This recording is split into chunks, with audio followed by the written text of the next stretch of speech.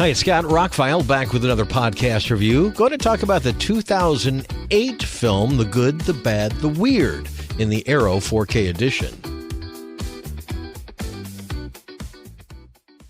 Totally missed this one when it came out. It was directed by Kim Ji-woon, who also directed a couple of movies I liked, like A Tale of Two Sisters and I Saw the Devil, which are both pretty hardcore horror movies. This is not. This is a South Korean action comedy Western. They call it a kimchi Western, and my first languages spoken in the movie are Korean, Mandarin, and Japanese. I watched it subtitled. It came out in the U.S. only on Blu-ray, and I never picked it up, and I never watched it. I thought it was going to be good. It got great reviews. It was a $10 million budgeted film that went on to make $44 million, so it made its money back and then some. It's got some good actors that I like in it. I really like Lee Byung-hun, which you've seen in a lot of U.S. movies, and the other two guys that are in it as well. I don't want to slaughter their names, but you've seen them in other things. They have acted in the director's other movies, some of these people.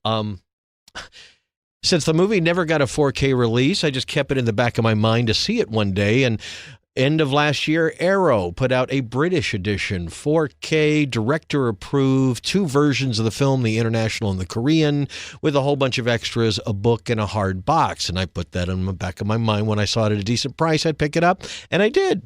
Now, for those that are thinking about picking it up, the 4K is region free, but the Blu-ray is not. Most of the extras are on the Blu-ray, but they're like two documentaries.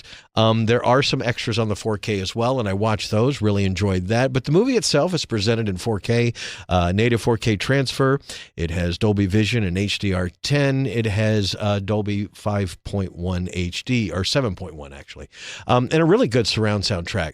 One of the things I really liked about was the music. The music in the film that was done by Dal Palin, who has done quite a few other movies that I liked, just really captures that. Have you ever heard the soundtrack to Cowboy Bebop? It's an anime. It's a very American jazz sounding with a lot of screaming trumpets and stuff, kind of hip jazz soundtrack. This isn't that, but it kind of has the sound of that. There's some screaming trumpets, and it's fun, but it's bombastic, and it's big, and it's Western, and the music is fantastic. The cinematography is great through most of the film. There is some shaky cam fight scenes that I think it's the best they could do, or they were doing it on purpose. There was also a really good and a really bad drone shot. Now, considering this movie was made in 2008, I just knew that this one shot, they go up and over some sand dunes and into the desert. It was a little shaky and jittery. That was a drone cam before they had the stabilization like gyroflow that we have these days. But in the beginning, there is a scene that they catch up to the train and go around it and kind of, if they didn't do that in a helicopter, they did it with a drone. It was a pretty great scene. So the gist of the movie is three bad guys are going for the same thing. There is supposed to be a treasure map on this train. The first guy is supposed to get the treasure map and not stop, but get the treasure map and bring it back. The second guy is supposed to kill the first guy and bring the treasure map back. The third guy is supposed to kill the second guy and bring the treasure map back. So you got three bad guys all trying to get this treasure map from what are arguably bad guys on a moving train.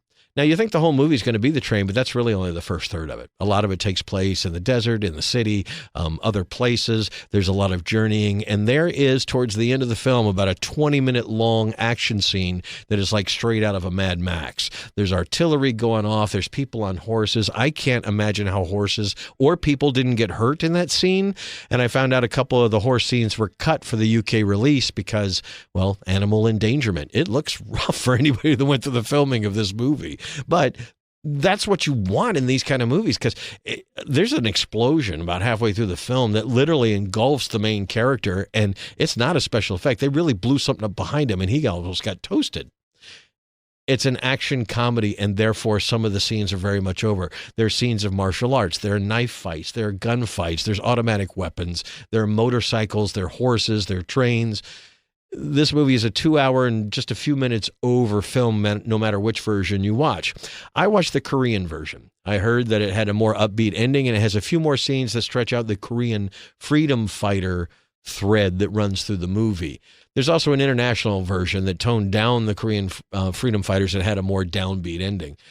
I think either way, they could have made a sequel, and I don't know why they haven't. This is a movie that runs on energy. It kind of has that Bullet Train kind of feel, where it has some serious gravitas to what's going to happen, but yet it's all funny and jokes. And As the movie went on, my laugh out loud quotient got greater, especially when they finally get to the treasure and you don't know what it is. And I laughed out loud. It's me and my two dogs looked at me like, what are you laughing at? This is weird. It's a really funny movie and a fun movie, a bombastic blockbuster, 2 hours and about 10 minutes long. Never slows, never stops. It's funny. It's interesting. I did watch it subtitled. If you're looking for an English dub, maybe the Blu-ray that came out in the United States, maybe that. But this one did not have an English dub. It only had the original soundtrack, which was fine. I didn't think they talked too much. The subtitles moved along at a great pace. The movie looks fantastic. There's some close-ups, some outdoor scenes. Some of the best 4K crispy scenes I've seen in a long time. Arrow encoded this with a really high bit rate. It's basically the movie and some commentaries and one extra on the 4K, so they didn't spare any expense. It's all about the movie and the soundtrack. Soundtrack sounded fantastic. The 7.1 was all around you in certain scenes. There's some really fantastic scenes of bullet ricochets and gunfire and explosions and debris falling behind you. And I didn't miss a Dolby Atmos mix at all. I thought the 7.1 was fantastic.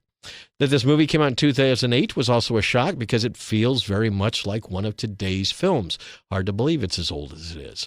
But I now know why Arrow put out a special edition with the book. The book has some interviews with some people. Usually a lot of Arrow books are essays, but these are interviews with the people who made the movie, some behind-the-scenes stuff, some pictures as well. I thought it was fantastic. The only thing holding it back for some people is it's in a foreign language, because otherwise this would have been a huge blockbuster. It's fun from beginning to end. I kept a smile on my face, and when it was over, I had to record a podcast because I just think it was great. I don't want to give anything away, but if that sounds like fun to you, check it out. The Good, the Bad, the Weird. Yes, it is kind of an homage and kind of a retelling of The Good, the Bad, and the Ugly, but different. The Good, the Bad, and the Ugly had three pretty terrible characters coming together to do one thing. So it's similar, but they did their own thing with it, and kudos to them. It was a lot of fun. I can't wait to watch it again sometime. Probably watch the international version next time to see what the differences are.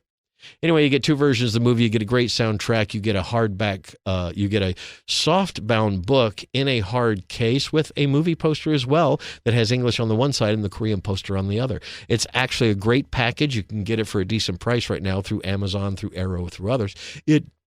Like I said, is a UK release. So far in the last 6 months, they have not released one in the United States. So that Blu-ray that it comes with, it has a couple of documentaries on it. That's region locked, but I'm thinking about getting a region-free Blu-ray player just to watch some of these extras that I have on some of these special editions. But just getting the movie in 4K was worth the price for me. It's a great, great, fun blockbuster kind of film that we just don't see a whole lot of these days. Check it out. The Good, the Bad, and the Weird. It's available on streaming services now on Blu-ray in the United States, and in the rest of the world you can get it on 4K from Arrow Video. I'm Scott. I'm ROCKFILE. More podcasts on the way, more drone videos too. Thank you so much for liking, sharing, and subscribing, and have a spectacular day.